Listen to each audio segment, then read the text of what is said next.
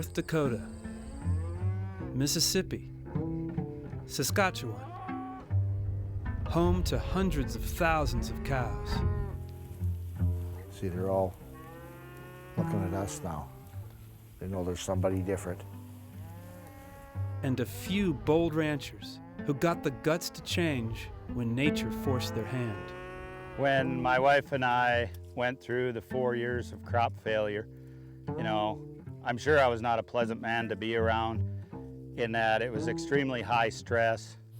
We got into financial problems and couldn't make payments, and the bank figured we should sell the land and keep doing what we were doing with the big machinery with less land while we dug a hole faster. But my wife and I'll tell you, best thing that could have happened to us. Because what it was, it forced us to start looking at the soil.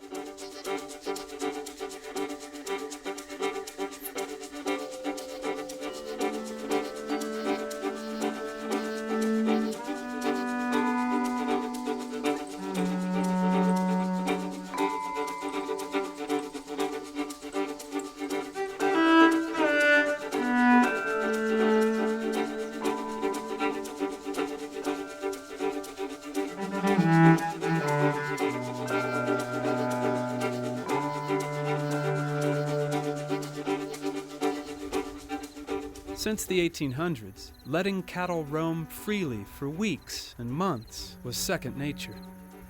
Well, this would be a very typical conventionally grazed situation, and where they're allowed to just keep returning back to the exact same area day after day to graze. But then you start getting cows eating the same plant all the time, and then they go after the best ones, and that weakens the root system on those, so the poorer plants take over. So we ended up with poor and poor pasture every year. With their pastures dying, Neil's wife insisted he take a class from someone teaching a new way to graze. I soon found out it was easier to go along and argue with her, so I went for the one day, but I didn't want to be there. So from 98 to 2004, I tried to prove him wrong. And I didn't have much luck. Everything started turning around when I started doing things different. I got different results. Results produced by grazing that regenerates the soil. Equal parts art and science, with a splash of history. Our prairie soils were formed by large herds of bison, elk. They would move, they'd graze an area and keep moving. And they might not return to that area for a year, maybe 2 years. To mimic this herd migration, they break up their ranches into small areas called paddocks. I'm going out to set up a temporary fence to make a small paddock of 1 acre or less. So I hang a bat latch on the permanent post, and 12 feet away, I found a temporary post and string my wire across, and then I come back and put my step-in pigtails in. And then I go put electricity in the fence, and that's it. I can put one up and down 1/4 mile in 18 minutes.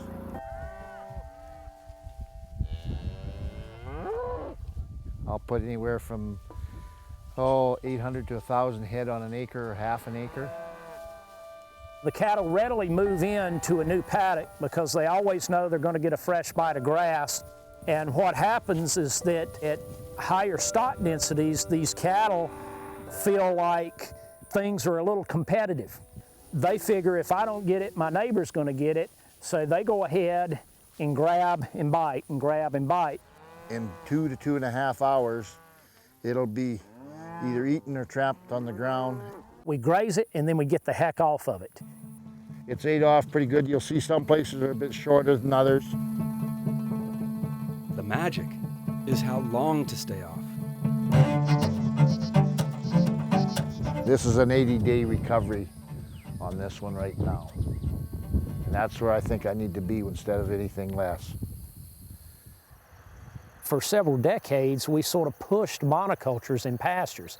You know, plant just Bermuda grass or just fescue. Why? Because it was easy.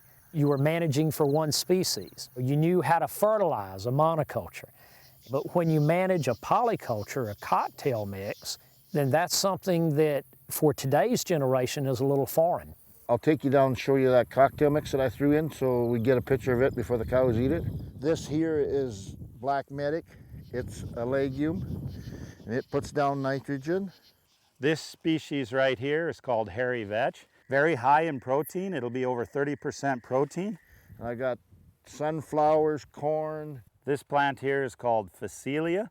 That flower attracts the pollinators, and we want the pollinators in our system.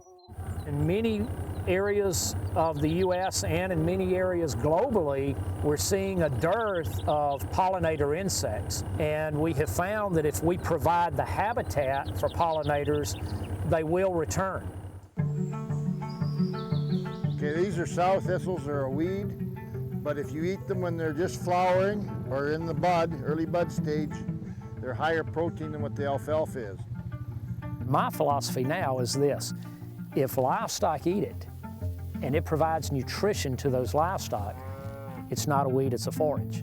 Some guys might get the spray can out. They want to spray every weed there is. And the truth is, if I went in here and sprayed a herbicide to take care of these small amount of weeds that we have, I would also be taking care of my red clover, white clover, and all my other legumes in there and getting rid of those. And we're saving money.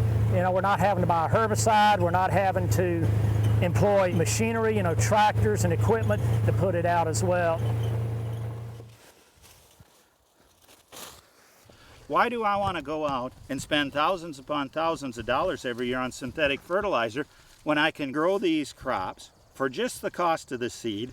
They'll make the nitrogen for me, and then my livestock will come around and eat these plants, convert it to dollars for me to sell. So I'm getting all my fertilizer basically for a profit because I'm making money off of these crops. You know, these plants are just almost going nuts, so to speak, with photosynthetic activity once we take the cattle off. And that is allowing these plants, as they're rapidly regrowing, to capture carbon out of the air, you know, and put it back into the soil.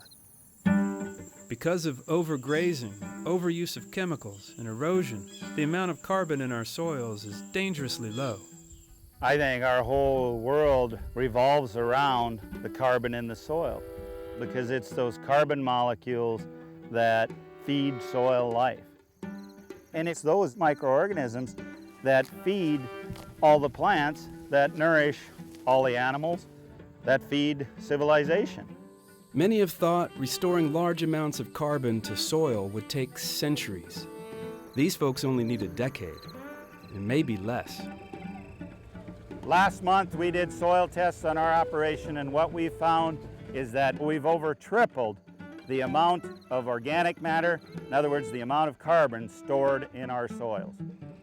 Carbon-rich soils soak up heavy rainfall. Carbon-depleted soils don't.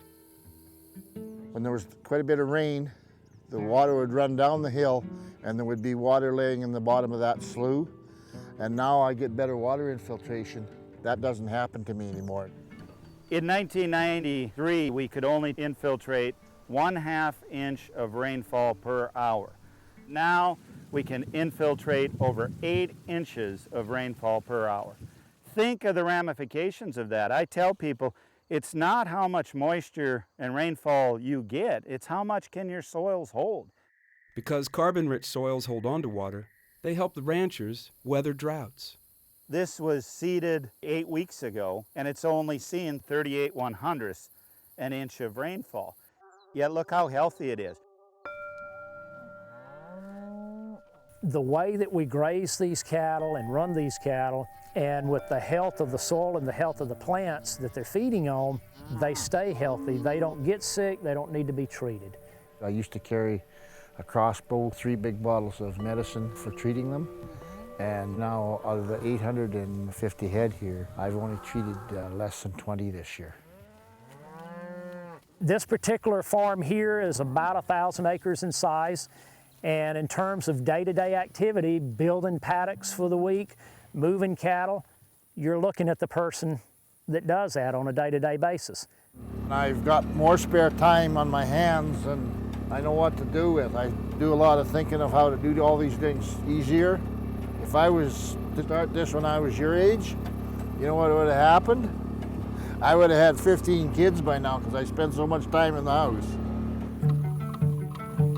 You know, this is always the best part of my day. I guess one of the reasons I'm content is because you clearly see they're content. You know, they're happy. We're still here after 10 or 15 years, and we wouldn't have been if we'd have kept doing what we were. I'd have been flipping hamburgers somewhere. It's extremely low stress because we're working with nature instead of against her. My mother didn't think much of it when I first started it. She was pretty upset seeing all the weeds. Now she's bragging to her friends about what I'm doing.